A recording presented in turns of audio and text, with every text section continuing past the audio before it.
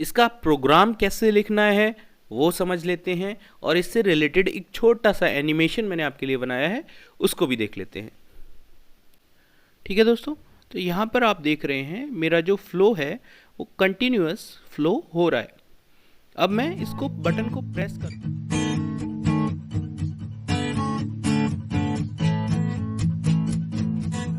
Hello दोस्तों, मैं हूं सिद्धार्थ और LH ऑटोमेशन में आप लोगों का एक बार फिर से बहुत बहुत स्वागत करता हूं। आज के अपने इस वीडियो में हम falling edge triggered pulse output के बारे में जानेंगे। क्या होता है falling edge triggered pulse output और इसका यूटिलाइजेशन हम अपनी PLC के प्रोग्राम के अंदर कैसे करते हैं, इन चीज़ों को हम समझेंगे।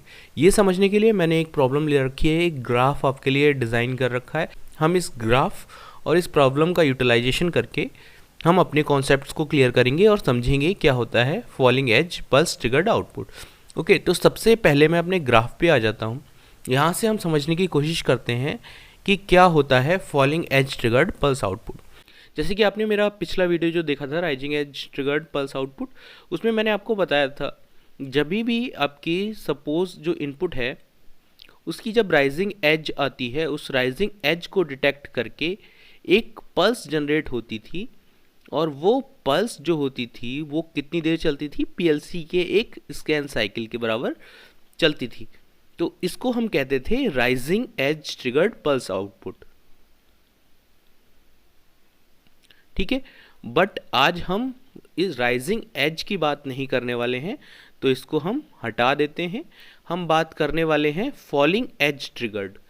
ठीक है, तो बिल्कुल सिंपल कॉन्सेप्ट है, जस्ट उसका रिवर्स है। जब भी मेरा कोई इनपुट हाई हो रहा है, ठीक है, यहाँ से आप देख रहे हैं ये इनपुट हाई हो रहा है, तो यहाँ पे आपका जो आउटपुट है उस पर कोई इफेक्ट नहीं पड़ा, मेमोरी बिट और आउटपुट किसी पे कोई इफेक्ट नहीं पड़ा। लेकिन जब मेरा वही आउटपुट लो हो रहा है, तो जो मेरा लोअर एज है, इस एज को डिटेक्ट करके मैंने एक पल्स जनरेट की है, और वो पल्स कितनी देर के लिए जनरेट की है, वो पल्स मैंने जनरेट की है 1 स्कैन साइकिल के लिए। ठीक है, तो एक स्कैन साइकिल के लिए एक पल्स जनरेट हो रही है, कब? जब फॉलिंग एज ट्रिगर हो रही है। ठीक है, सेम मेरा जितनी बार भी पल्स आपका जब हाई हुआ और हाई होके लो हुआ, तो इस एज पे एक पल्स ट्रिगर होगी। सेम आपका जितनी बार भी ये होगा, हर बार एक पल्स ट्रिगर होगी।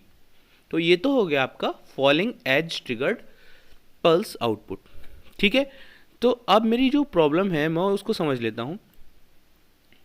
ठीक है, पिछले जो एग्जांपल था, पिछले वीडियो में हमने लिया था, हमने एक सेट फंक्शन का यूज़ किया था। ठीक है, तो इस सेट फंक्शन का यूटिलाइजेशन करके हमने आउटपुट को परमानेंट हाई किया था। ठीक है, अब मैं इस परमानेंट हाई आउटपुट को परमानेंट लो करना चाहता हूं। ठीक है, इसको करने के लिए मैंने क्या कर रखा है, मैंने यहां पर एक पुश बटन ले रखा है। ठीक है, मेरे पास क्या है, एक पुश बटन है और एक इलेक्ट्रोमैग्नेटिक वाल्व है। Electromagnetic valve. ओके, तो जब भी मैंने अभी आपको क्या बताया, मेरे पास जो पल्स है वो उसकी फॉलिंग एज को डिटेक्ट कर रहा है। ठीक है, तो अगर मेरी पल्स की फॉलिंग एज आती है, फॉलिंग एज कब आएगी, अभी अगर मैं बात करूं इस पुश बटन की, तो ये NO पुश बटन है। ठीक है, NO पुश बटन की क्या प्रॉपर्टी होती है कि जितनी देर मैं इसको प्रेस करके रखूँगा, इसका आउटपुट हाई होगा, और जब मैं इसको छोड़ दूंगा तो इसका आउटपुट वापस लो हो जाएगा। तो ये जो कंडीशन है ये प्रेस की कंडीशन है, और ये जो कंडीशन है ये रिलीज की कंडीशन है। ठीक है, क्लियर है ना? अगर कुछ भी समझ में नहीं आ रहा तो आप कमेंट सेक्शन में कमेंट डालिए, मैं रिवर्ट करने की पूरी कोशिश करूँगा।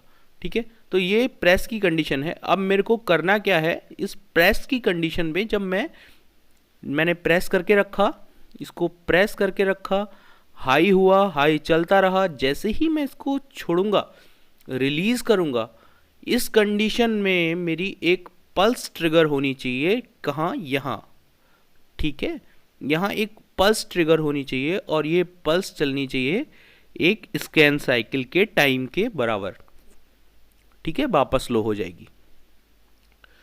ठीक है, ये मेरा बेसिक कॉन्सेप्ट हो गया। अब मेरी जो प्रॉब्लम है, मैं कहता हूँ इसके अंदर मेरा लिक्विड फ्लो हो रहा है।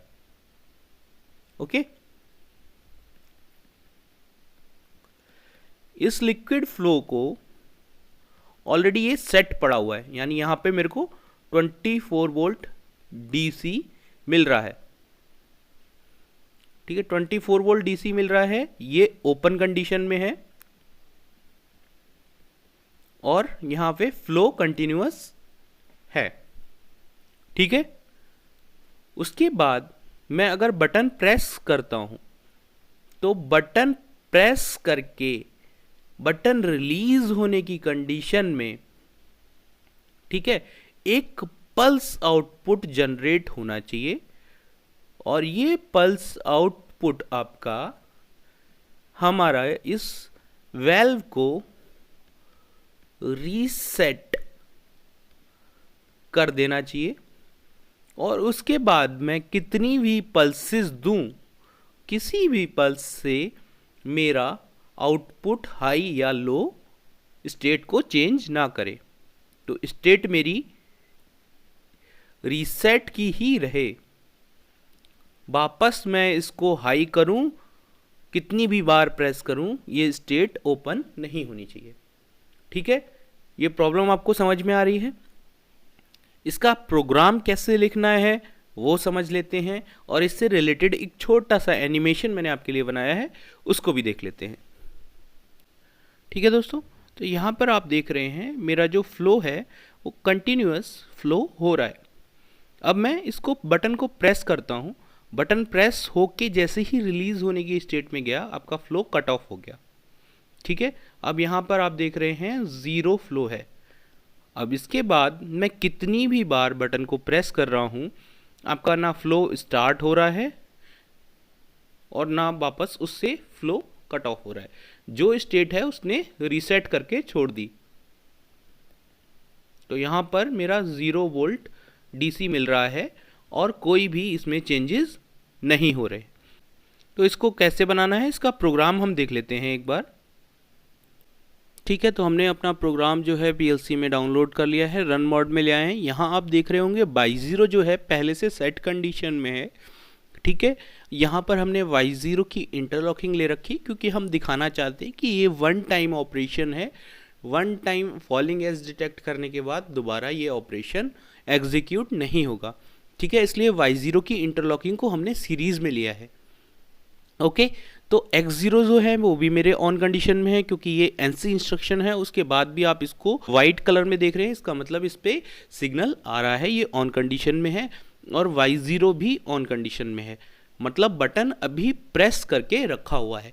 बटन को मैं जैसे ही रिलीज करता हूँ, यानी कि जैसे ही सेट ऑफ करता हूँ, आप देख रहे होंगे ये ऑपरेशन एग्जीक्यूट हो गया है। M10 यहाँ पे विजिबल नहीं है। M10 विजिबल इसलिए नहीं है क्योंकि पीएलसी के 1 स्कैन साइकिल के लिए ही M10 हाई हुआ और वो चला गया, जो आप नहीं देख सकते। ठीक है, इसलिए यहाँ पर M10 अभी विजिबल नहीं है, वो आके लो वापस लो हो गया और y0 आपका रीसेट हो गया है। अब इसके बाद मेरी सेकंड कंडीशन क्या थी कि मैं जितनी बार भी x0 को टर्न ऑन करूँ या टर्न ऑफ करूँ, y0 की स्टेट चेंज नहीं होनी चाहिए। ठीक है, तो ये हो गया आपका falling edge triggers pulse output. ऐसे ही पीएलसी से जुड़े एनिमेशन वीडियोस के लिए बने रहिए हमारे साथ। हमारे चैनल को सब्सक्राइब कर लीजिए और बेल आइकन प्रेस कर दीजिए। नेक्स्ट वीडियो अपलोड होते ही आपको नोटिफिकेशन मिल जाएगा। Thank you so much.